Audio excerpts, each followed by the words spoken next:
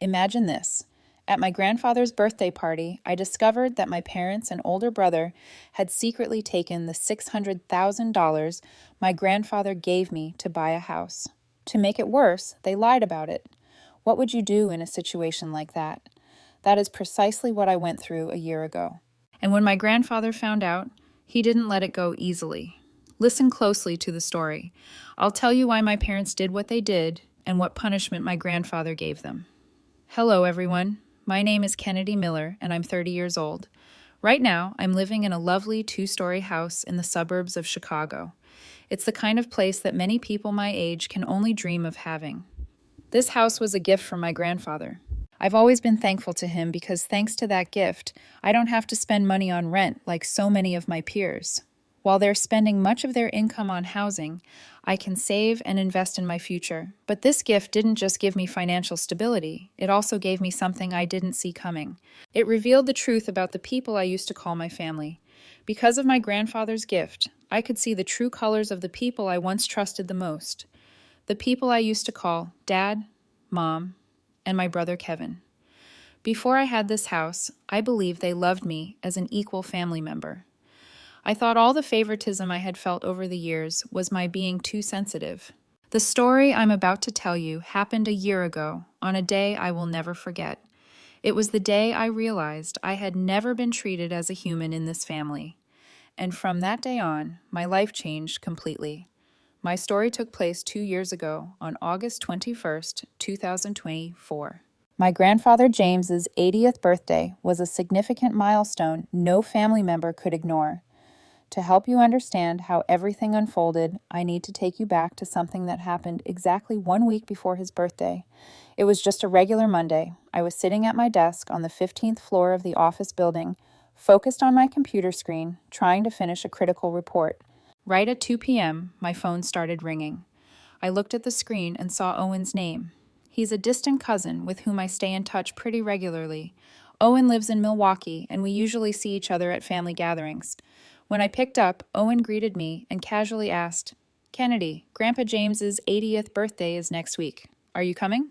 The second I heard that question, it felt like someone had slapped me across the face. A wave of surprise and confusion rushed over me. I put my pen down and tried to calm my voice as I asked him, "Wait, what? I haven't heard anything about a birthday party." On the other end, Owen sounded just as surprised. He quickly asked, "What? You didn't know? I got the invitation last week. Uncle Robert and Aunt Linda sent it directly to my family. They said the party's at 6 p.m. at Grandpa James' house." When I heard that, it felt like a jolt of electricity shot down my spine. My mind started spinning with 1,000 questions. Why didn't my parents tell me about Grandpa's birthday? How could they remember to invite Owen but forget their own daughter? Still, I tried to calm myself down and told myself that maybe it was just a simple mistake. Maybe my parents were so busy preparing for the party that they forgot to call. Perhaps they were planning to contact me later that evening. I adjusted my tone to sound as normal as possible and said to Owen, "Oh, all right. Thanks for letting me know. Maybe my parents have just been too busy to call." Right after that, I thanked Owen and ended the call quickly. But deep down, I could feel a sense of unease starting to creep in. After the call with Owen, I couldn't focus on work anymore. The numbers on my computer screen seemed to dance around while my mind circled back to one thing. Why hadn't I been told about Grandpa's birthday? About 15 minutes later, I decided to call home. I dialed my mom's number and my heart beat faster than usual. After 3 rings, my mom, Linda, picked up. Her voice sounded slightly tense as she asked, "Kennedy, why are you calling in the middle of the workday?" Trying to keep my tone as calm and natural as possible, I said, "Mom, I just heard from Owen about Grandpa's birthday party next week. Why didn't you and Dad tell me about it?" When I asked the question, there was a strange pause on the other end of the line. I could hear Mom breathing, but she didn't respond right away. It only lasted a few seconds, but felt like a century. Finally, unusually hesitantly, she explained, "Well, at first, your grandfather was planning a party, but he decided to cancel it. I'm in the middle of letting everyone know the party's off." Hearing that gave me a mix of relief and disappointment. I was relieved that I wasn't the only one left out, and disappointed that I wouldn't attend Grandpa's 80th birthday. A few seconds later, I replied, "Thanks for letting me know. Even if there's no party, I'll make plans to come home and visit Grandpa." Right then, my dad, Robert, jumped into the conversation. His voice was firm and decisive, and he said, Kennedy, you shouldn't come back to Chicago now. Travel costs a lot, and your company is super busy. You should focus on work instead of wasting time and money on a birthday that's not even happening. That was when I realized Mom had me on speakerphone. What Dad said might have sounded practical, but something about how he said it didn't sit right with me. Usually, my parents always encouraged me to visit, especially to see Grandpa. But this time, they seemed like they didn't want me anywhere near home. I responded automatically, okay, I understand.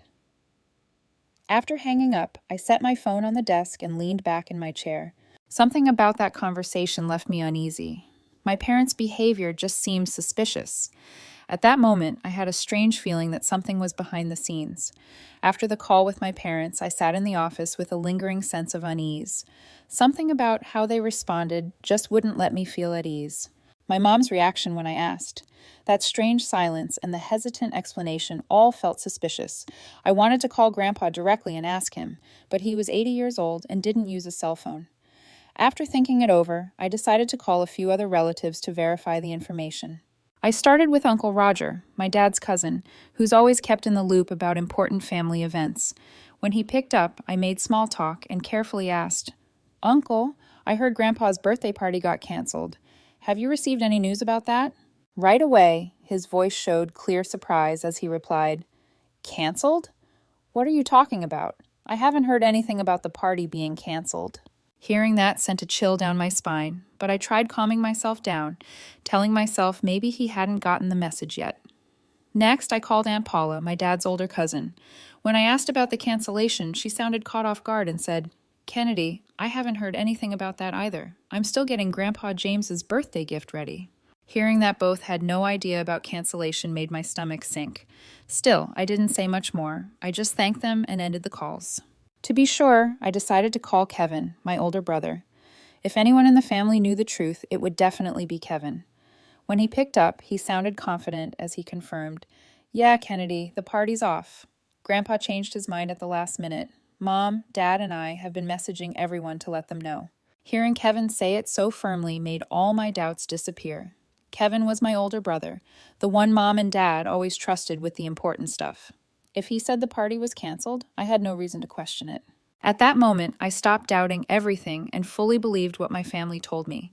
I didn't know that this was the biggest mistake I had ever made. That night, lying on the small bed in my cramped one-bedroom apartment, I stared at the ceiling with my eyes wide open. I had tried counting sheep, changing positions, even drinking a warm glass of milk, but I still couldn't fall asleep.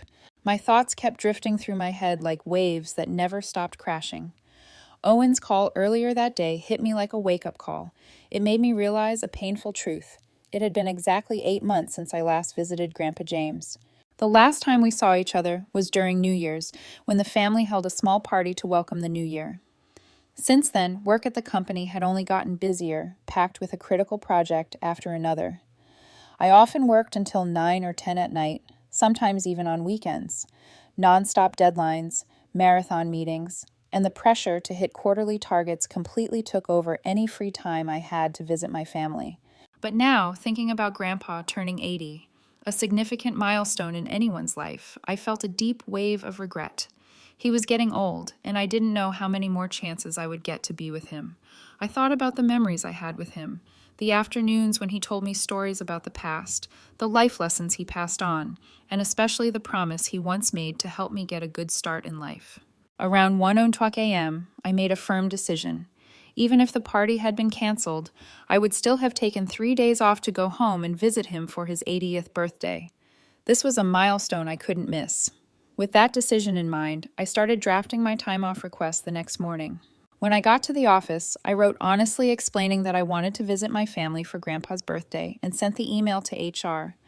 Luckily, the company approved my request in 2 hours, since the most critical projects had been wrapped up the week before. When I received the approval email, I couldn't help but smile as I imagined how surprised Grandpa, my parents, and Kevin would be when they saw me show up unexpectedly. Mainly because I planned to bring a special gift I had been preparing for Grandpa's birthday. Wanting to make it a real surprise, I decided not to tell anyone in the family about the trip. At the time, I thought it would just be a memorable visit. I had no idea it would change my life forever. 1 week later, on Grandpa James' 80th birthday, I left Chicago at 8:00 a.m. to make the 400-mile drive to Minneapolis. Even though it was a long and tiring trip, I chose not to fly. I wanted to enjoy driving down the open highways and seeing sights. The lush green cornfields, scattered farms, and charming little towns made me feel calm and connected to the world. Throughout the drive, I kept glancing at the passenger seat where a carefully wrapped gift box sat. Inside was a thick photo album with around 100 pictures. Some were restored photos of Grandpa from when he was young, while others captured beautiful moments from family gatherings over the years. Every time I looked at that gift, my heart filled with anticipation. I wished time would move faster so I could finally hug him tight and give him this meaningful birthday present. I imagined the moment Grandpa would open the box, his eyes lighting up with joy and surprise. Maybe just like before, he would pull me in for a long, warm hug.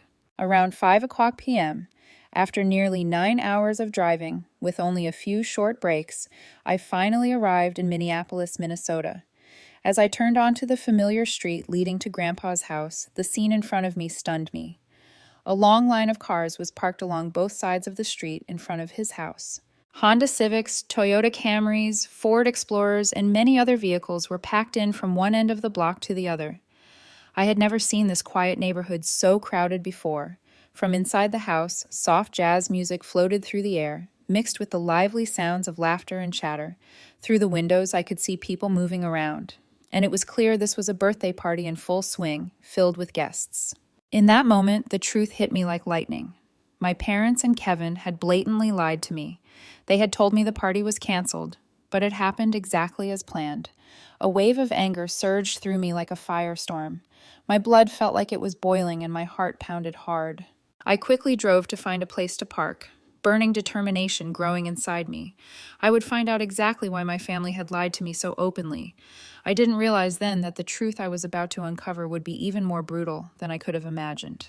After parking my car neatly, I picked up the carefully wrapped gift box and walked toward the familiar house. The closer I got, the more the lively atmosphere inside made my chest tighten. Every burst of laughter from the guests felt like a punch to the chest, a sharp reminder of the blatant lie my family had told me. As I stepped onto the porch, 3 familiar figures suddenly appeared from inside. My parents and Kevin, their faces turned pale, like they had just seen a ghost. Their eyes were filled with panic and tension. Immediately, they rushed me to a corner away from the guests' view. In a hurried voice, my dad asked, "Kennedy, why did you come without telling us first?" Hearing that question made my blood boil. I looked each of them in the eye and asked coldly, "You told me the party was canceled, so why are you all here, and why are there so many guests?" There was a brief silence before my mom responded smoothly, as if reading from a script.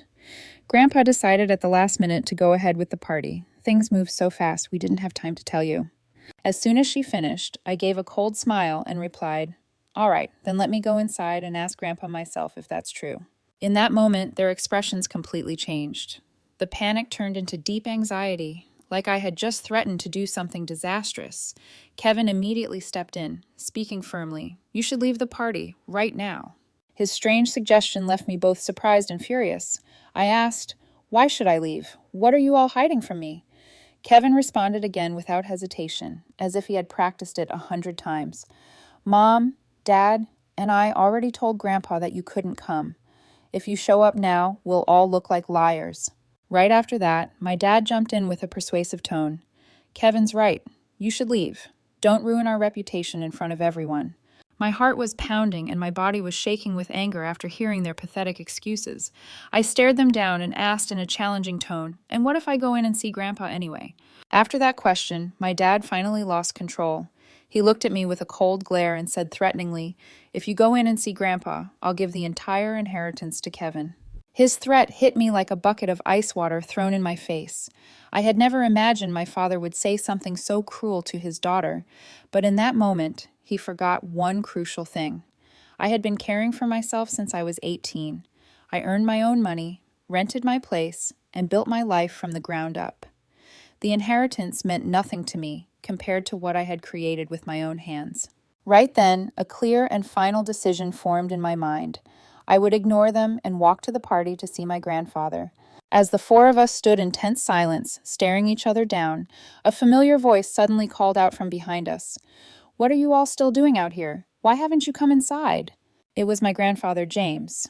I had no idea why he had stepped away from the party to come outside, but his arrival felt like I'd just been rescued from an incredibly uncomfortable moment. A few seconds later, when Grandpa saw me, his face lit up. The confusion turned into surprise and a wide, joyful smile. He called out, his voice full of excitement, "Kennedy, when did you get here?" Seeing the genuine happiness on his face instantly washed away the bitterness I'd been carrying. I smiled and replied, "I just got in, drove all the way here. I was having a quick word with my parents." Grandpa walked over to me with quick, steady steps when I said that. He gently patted my head, gave me a warm pat on the shoulder, and said with a surprised tone, "Your parents told me you were too busy with work and couldn't make it." Without thinking, I instinctively glanced over at my parents. Their faces were pale, their eyes filled with fear and panic. I saw sweat forming on my father's forehead while my mother anxiously bit her lip. Then she began shaking her head slightly, signaling me repeatedly. Her eyes pleaded with me not to tell the truth. Looking at their desperate and guilty expressions, a mix of emotions stirred inside me. I was angry but didn't want to turn Grandpa's special day into a dramatic family disaster. After a quick moment of thought, I looked at him and said, "At first, I wasn't planning to come, but I wanted to surprise you, so I didn't tell anyone I was coming." When I said that, I saw the tension in my parents' and Kevin's faces ease up. They both let out a breath like they had just narrowly escaped disaster. Grandpa, on the other hand, looked at me with warmth and affection. He placed his hand on my back and said kindly, "I'm just glad you're here. Come on, let's head inside." And just like that, the four of us followed Grandpa into the house, which was filled with laughter, conversation, and a warm glow of celebration. Even though I had chosen not to expose the lie, I could still see the uneasiness in my parents' and Kevin's eyes.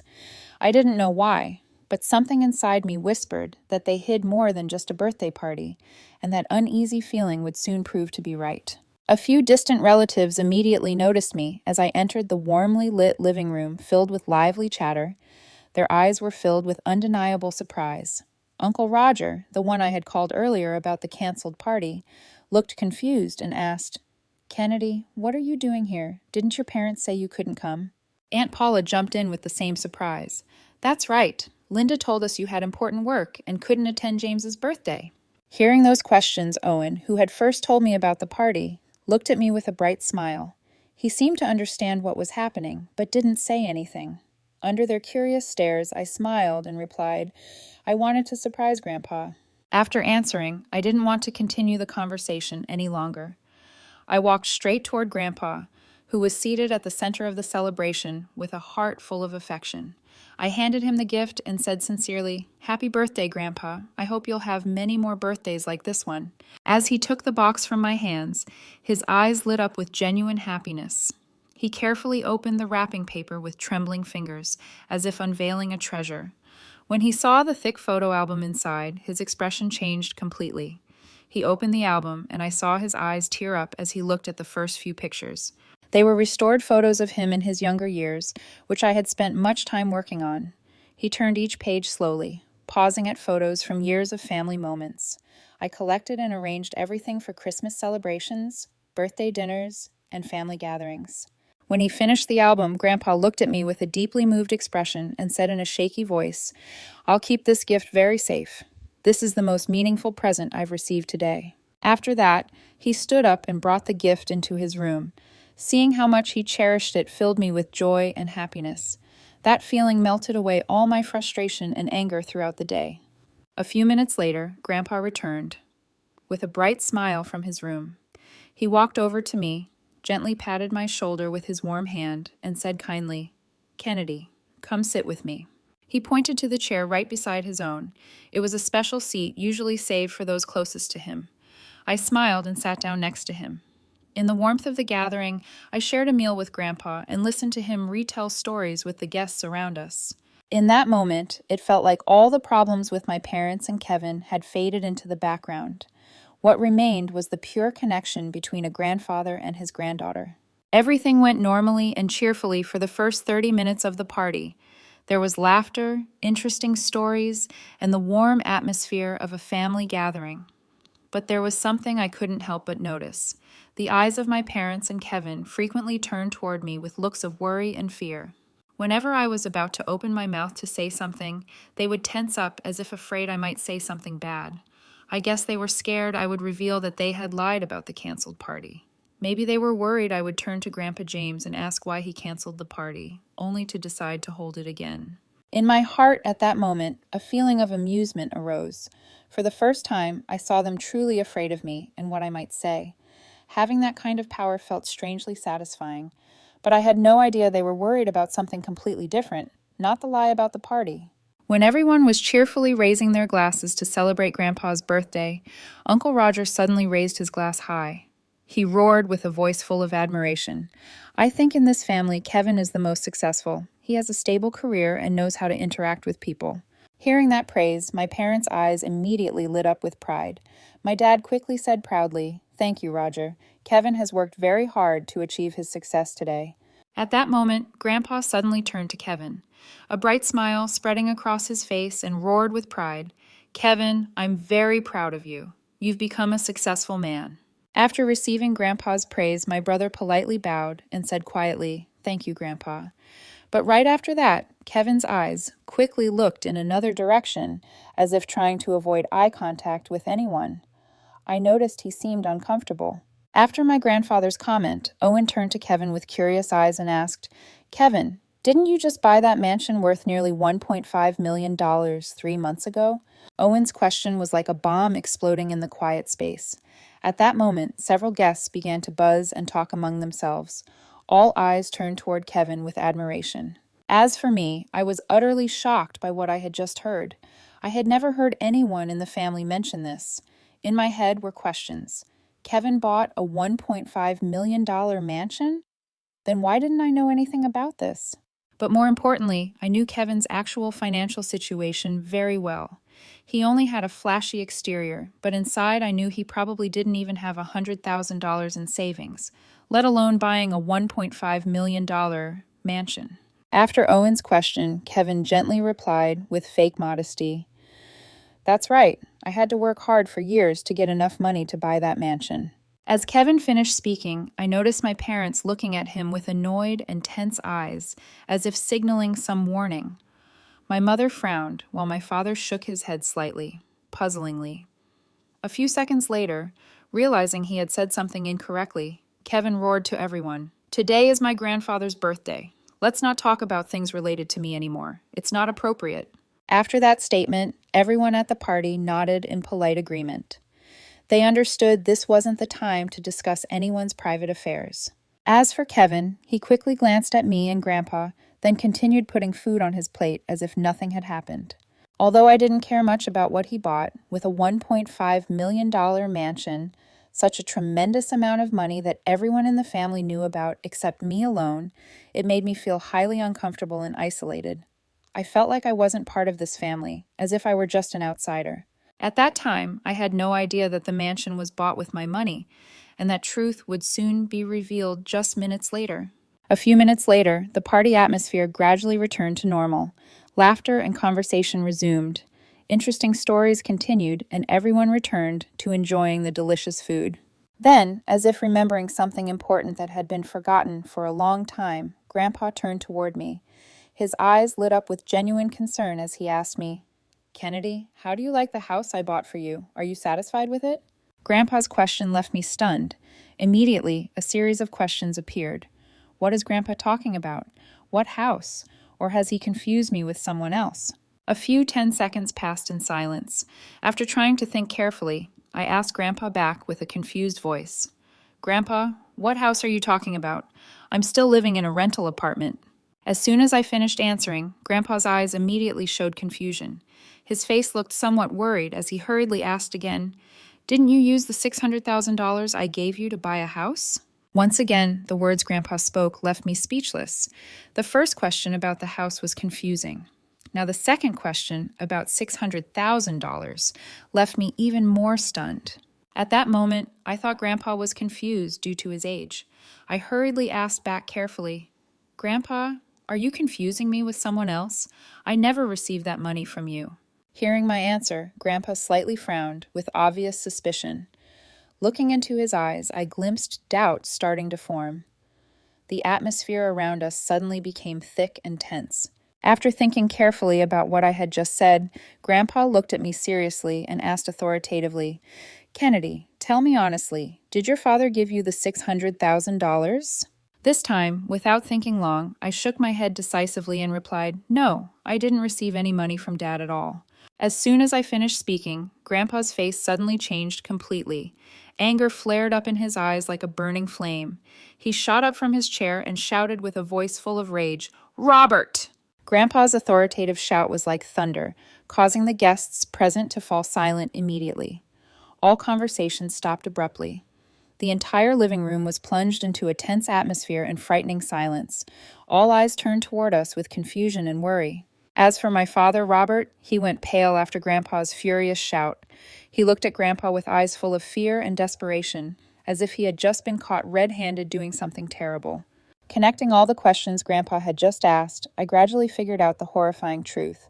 I had $600,000 that Grandpa had set aside for me, and my parents, along with Kevin, had secretly stolen that money.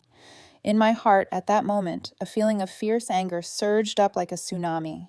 The blood in my body boiled, and my heart pounded in my chest. But I knew I couldn't unleash my anger immediately, because I wanted to witness the next few minutes when they would have to face and receive the terrible wrath from Grandpa. At that moment, I knew the truth would finally be brutally revealed. After Grandpa's furious shout, my father began trembling visibly. His whole body was like an autumn leaf shaking in a strong wind, sweat dripping from his forehead. Even though the living room wasn't hot, looking into my father's panicked eyes, Grandpa spoke again, loud and clear, word by word. "Where is Kennedy's $600,000? Why does she say she hasn't received it?" Faced with that direct question, my father stammered tremblingly, I already transferred it to Kennedy." But the very trembling and lack of confidence in his voice betrayed him. With his 80 years of life experience, Grandpa immediately recognized the signs of lying. He asked again with a voice full of suspicion, "Really? Then show me the transfer receipt or any evidence proving you transferred that money to Kennedy." At this moment, my mother suddenly jumped into the conversation like a savior. She quickly told Grandpa, "Kennedy already received cash from us." My mother's blatant lie was like a slap in the face, leaving me completely stunned. I couldn't believe that the mother I loved could lie so cruelly. Immediately, anger flared up inside me. I shot up from my chair and walked straight to my mother with determined steps. Looking directly into her eyes, I said coldly, "If Mom said that, let's go to the bank together and print out the account statements right now." After my statement, my mother fell utterly silent. She knew that if we went to the bank to check, everything would become clear, exposing her lie. At this point, Grandpa, with all his authority and power, said loudly and threateningly, "I'm giving you all one last chance to tell the truth. If you don't tell the truth, I will call the police immediately." The moment Grandpa mentioned the police, my parents and Kevin collapsed like domino pieces, falling, one after another, completely breaking down mentally. They knew that once the police got involved, nothing could be covered up anymore. My father was silent for a few seconds in desperation, then finally stammered an answer with a voice that sounded like he was about to cry. "That money, I haven't transferred it to Kennedy." Even though I had already guessed what had happened from the previous clues, my father's direct confession still made me feel a sharp pain in my heart. It was the feeling of being betrayed by the people I loved most. Grandpa had now calmed down somewhat after his initial rage. He looked at my father with eyes full of disappointment and asked, "Tell me, what did you do with that money?" Knowing he could no longer hide anything from Grandpa, my father answered with a voice as small as a mosquito's, "I gave that money to Kevin so he could buy the mansion 3 months ago." Once again, I felt a sharp pain in my heart when I realized Dad always gave the best things to my brother. I knew they favored Kevin for a long time, but I never imagined they could be heartless enough to take away my future to give it to him. As for Kevin, he stood silent as a statue and didn't say a word. The guests present at that day's party began whispering as the horrifying truth appeared before their eyes. Some comments like, "I thought Kevin was so talented, but it turns out he just used Kennedy's money. How could they take Kennedy's money and give it to Kevin? If it were me, I would call the police immediately." Unbelievable. Their family. But the truth being exposed so brutally caused the image of my parents and Kevin to completely collapse in the eyes of the relatives. All the respect and admiration they once had for my family vanished into thin air. After everything was fully exposed, Grandpa no longer wanted to question them any further. He looked at my parents with a cold, unforgiving gaze, then delivered his final demand with firm authority. They had to return the $600,000 to me and an additional $100,000 as interest and penalty for their cruel deception. The deadline was 30 days from today. If they disagreed, he would call the police and report the matter. When they heard Grandpa's demand, my parents nodded frantically like puppets on strings. They didn't dare argue or try to negotiate. At that point, I thought the situation had been resolved, but karma arrived faster than anyone could have expected. Right after agreeing to Grandpa's condition, my father turned to Kevin with a desperate look and said, "Kevin, you have to sell the house and give the money back to Kennedy." Hearing that, I assumed Kevin would agree without hesitation. But what happened next shocked us all. With a blank expression and a cold voice, Kevin responded firmly, "The house was bought with my money. If you took Kennedy's money, that's your problem. You pay her back."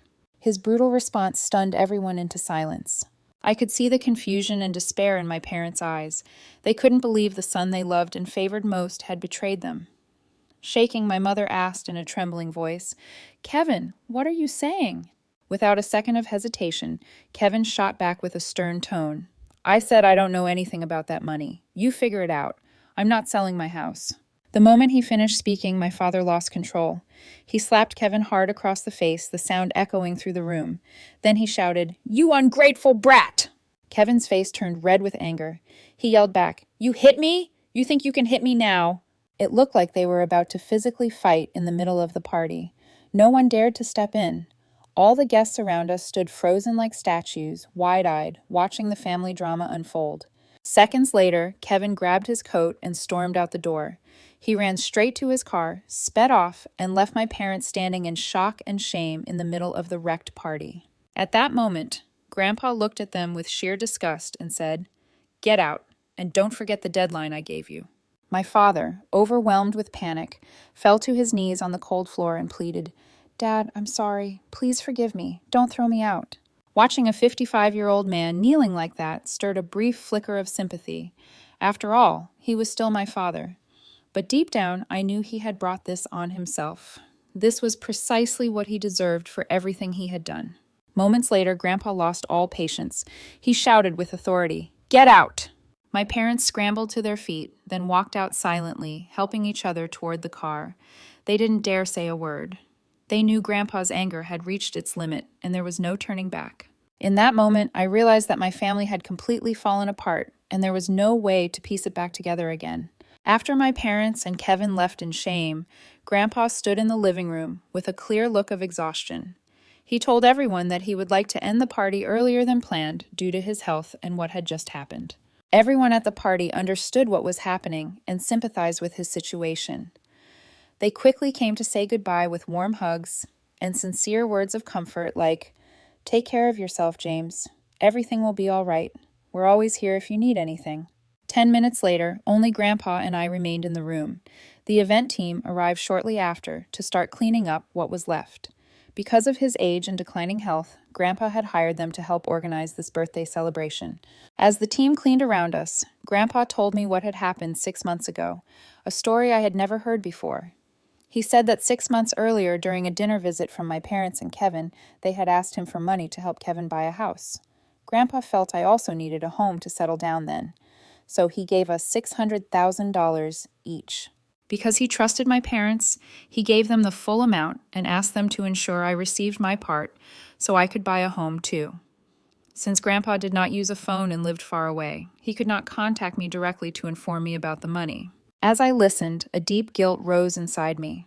I blamed myself for being too busy with work and not visiting Grandpa sooner. If I had taken time to come home and paid more attention, maybe none of this would have happened. Looking at Grandpa's tired and saddened expression, I gently asked, "Do you blame me for ruining your birthday, Grandpa?" To my surprise, he gave me a warm smile. He reached out and patted my head gently, then said, "I should be thanking you. We would still be in the dark if you hadn't returned today. I don't know how long I would have taken to learn the truth." I then told Grandpa everything. I told him how my parents lied to me about canceling the party and how they tried to keep me from showing up. After hearing all of it, he let out a long, heavy sigh, as if the weight on his shoulders had just gotten heavier. That night, I decided to stay at his house. I lay on a small bed beside his. We talked about life, family, and old memories until nearly 2 o'clock in the morning. Hearing his stories and advice about life and people, those quiet moments felt like some of the most valuable lessons I had ever received.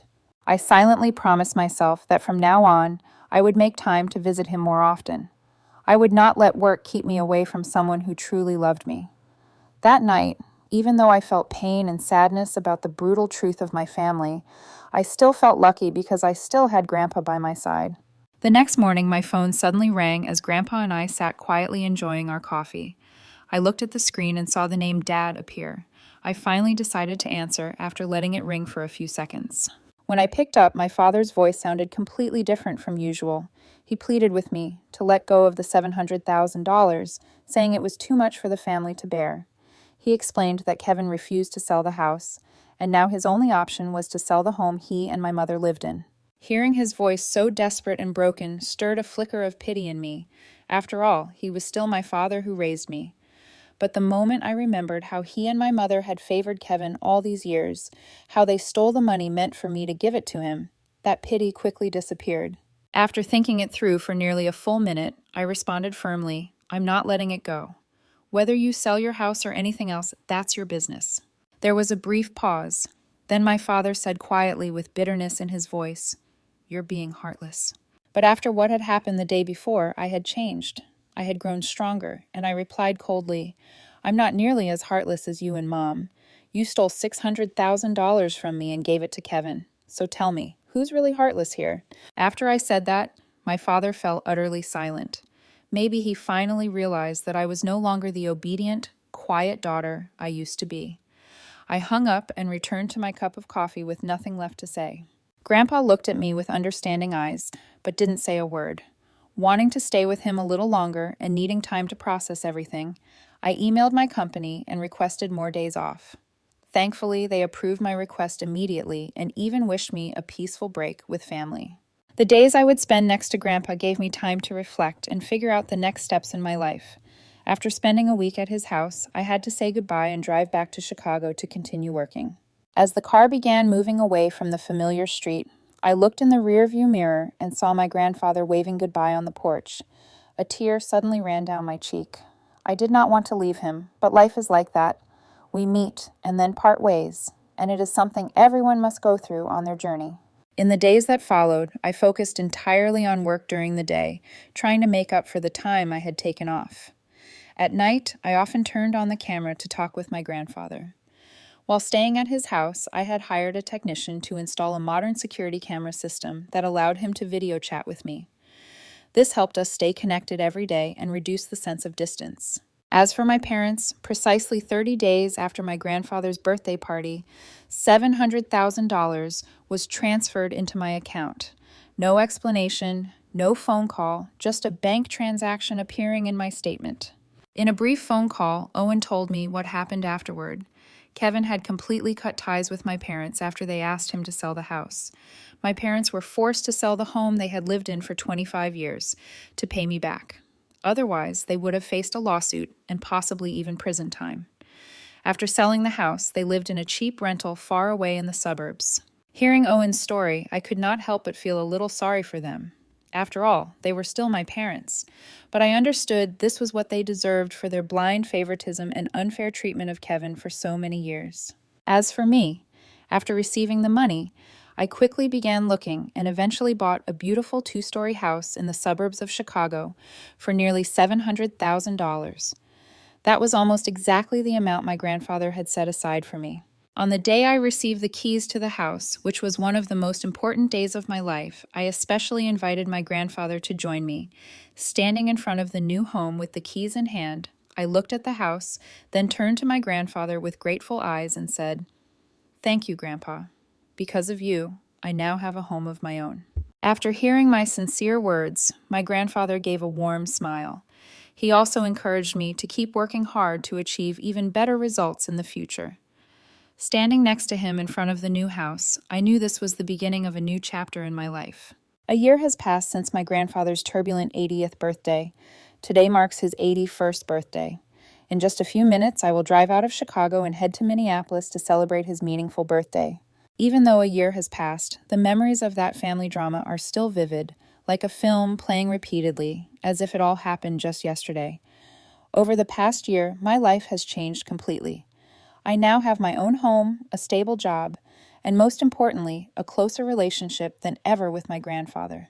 We talk every night through the camera, and I visit him at least once a month. As for my parents, ever since they transferred the money, we have not spoken at all. No calls, no messages, no contact whatsoever. It is as if we have become strangers. But exactly 1 hour ago, I unexpectedly received a message from my parents. They said they missed me and hoped to see me when I returned for my grandfather's birthday today. The message was short but emotional, and I could feel their longing in every word. Since reading that message, I have been stuck in a state of hesitation and confusion. I do not know whether I should meet them or not. Part of me is still angry about what happened, unfair favoritism, and cruel lies.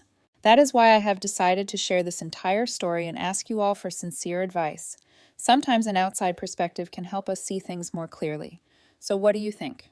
After everything that has happened, should I meet my parents again? If you think I should give them a chance, comment yes below. If you believe I should not meet them, comment a no. I truly hope to receive your honest and thoughtful advice. Your guidance will help me make the right decision for my future. Thank you all for taking the time to follow this long story of mine. Don't forget to like, share, and subscribe to the channel. Goodbye, and see you in the following story.